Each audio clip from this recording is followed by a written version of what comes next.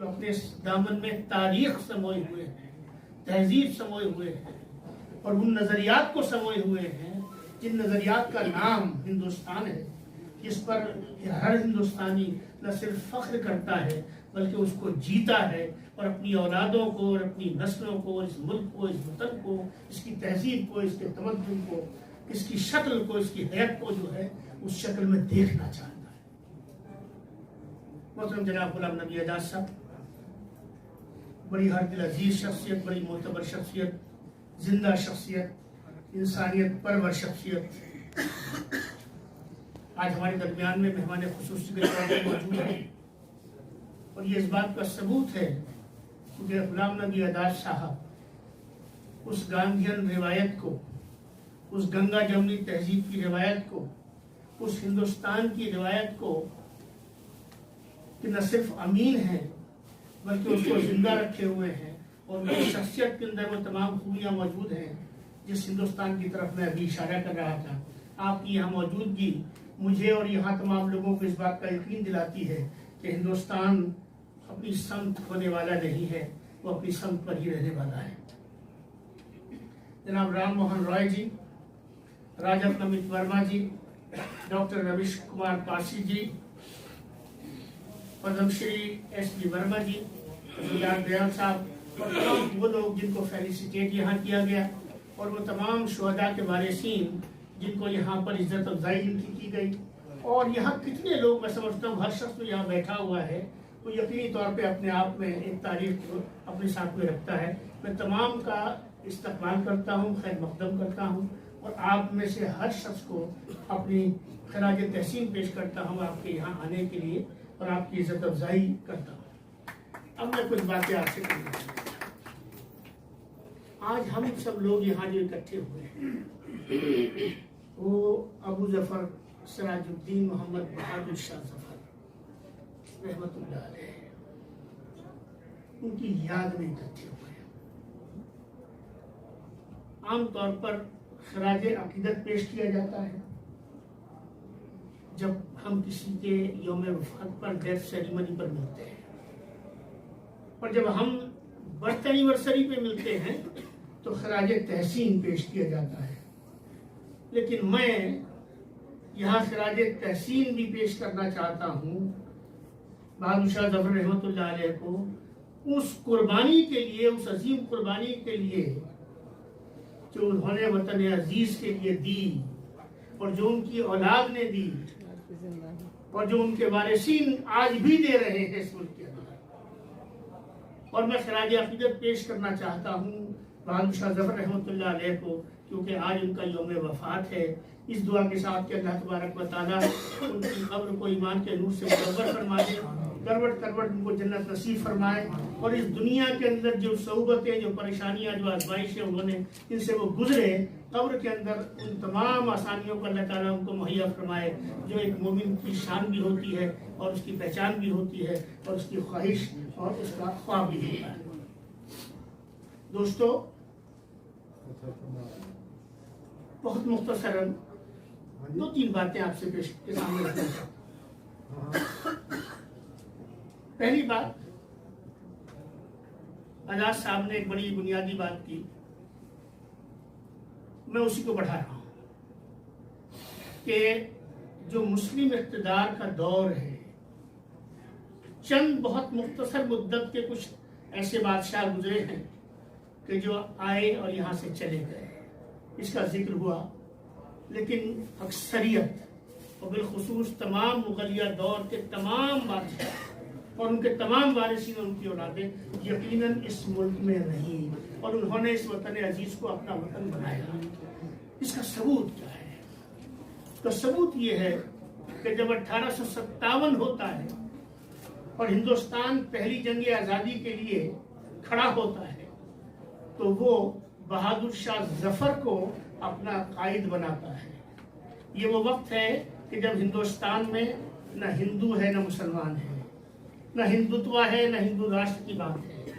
ये वो वक्त है जब ये कोई तफरीक नहीं है, हम लोग एक वहदत के तौर पर, एक यूनिट के तौर पर, एक कौम के तौर पर, एक आइडेंटिटी के तौर पर, एक एंटिटी के तौर पर बिल्कुल इस तरह से हैं और किसी किस्म के कोई इम्तियाज, कोई डिस्क्रिमिनेशन, कोई तमीज, कोई भेदभाव, ये माहौल ही नहीं है। एक बात। और इसी के साथ साथ दूसरी उससे भी बड़ी बात ये है कि वो जो दौरे इख्तिदार गुजरा, उस दौरे इख्तिदार में मुझे कहने दीजिए कि एक दंगा और एक फसाद नहीं है कमल।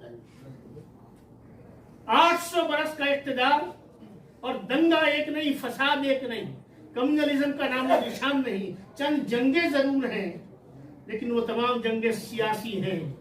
वो तमाम जंगे और वो सियासी जंगे इस तरह की है कि जब आप देखेंगे, चाहे वो इधर की अब जो है वो मिलिट्री स्ट्रेंथ हो, चाहे उधर की हो, मुश्तरका है वो भी। और उन दोनों के अंदर भी आपको तमाम हिंदुस्तान की वहदतें और कौमियतें उसके अंदर मिलेंगी। लिहाजा उनको भी अगर कोई हिस्टोरियन या कोई शख्स ऐसा जो बहक गया हो, पिछड़ गया हो, वो ये कहता हो कि वो हिंदू और मुसलमान के बीच में जंग थी, इस मुल्क में 800 बरस तक कोई हिंदू और मुसलमान की जंग नहीं हुई है।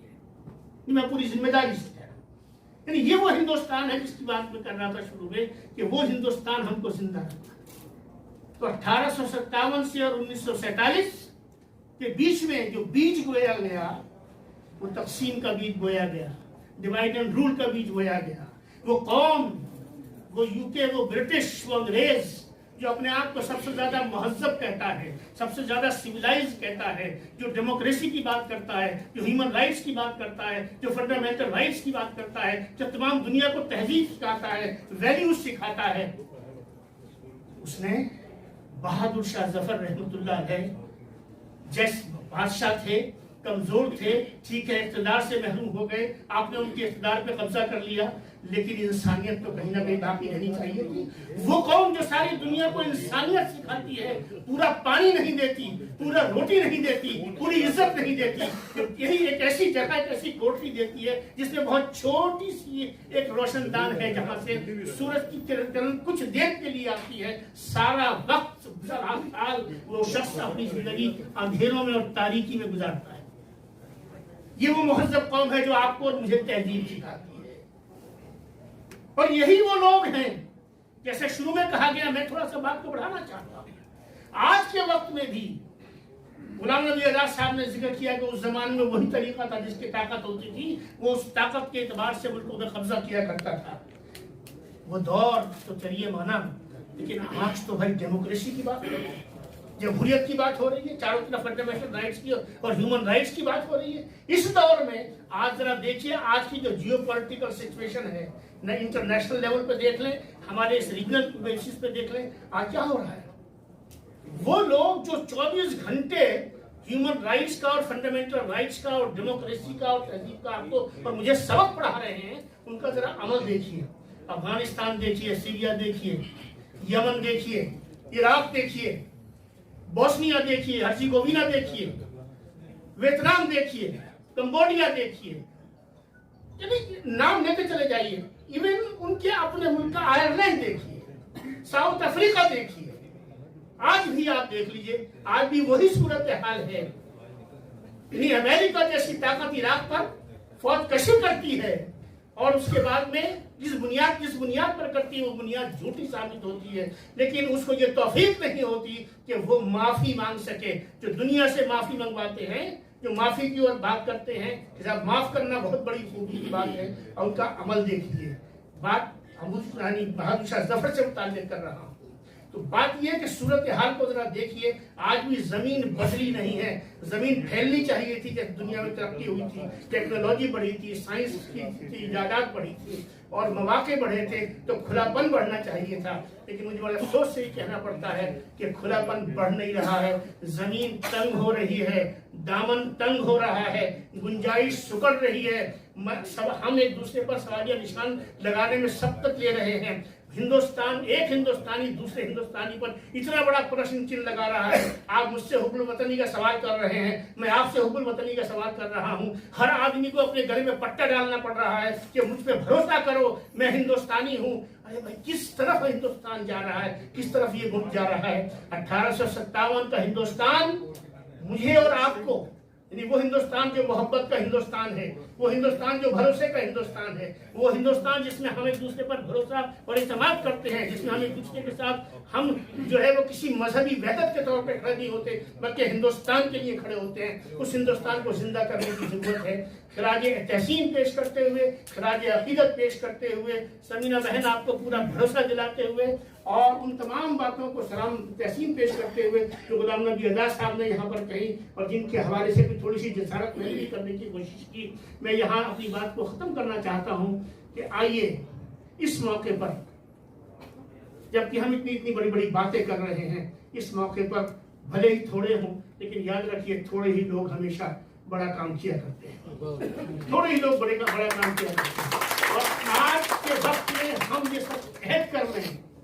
मैं मनफी बातों में यकीन कम रखता हूं और उम्मीद में ज्यादा याद रखता हूं। मैं ऑप्टिमिज्म के नोट पे यहाँ आया था और ऑप्टिमिज्म के नोट पे यहाँ से जाना चाहता हूं। और ऑप्टिमिज्म का नोट ये है कि हम सबको अपने अंदर एक भरोसा पैदा करना पड़ेगा और वो भरोसा ये है कि ये मुल्क, इसकी तारीख, इसकी तहजीब, इसकी संस्कृति में इतनी ताकत और इतनी वाइब्रेंस है कि ये अपनी असल को, अपने रूट्स को बिखरने नहीं देगी।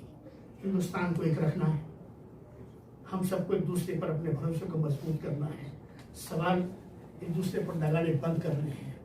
और ये जो एक नया माहौल बना है कि हर चीज़ को एक्स और वाई में, मैं तो उसका नाम भी लेना नहीं चाहता, हर चीज़ में हम एक्स और वाई करने लगे हैं। सिर्फ एक्स है, यहाँ कोई वाई नहीं है। बहुत शुक्रिया आप सबका।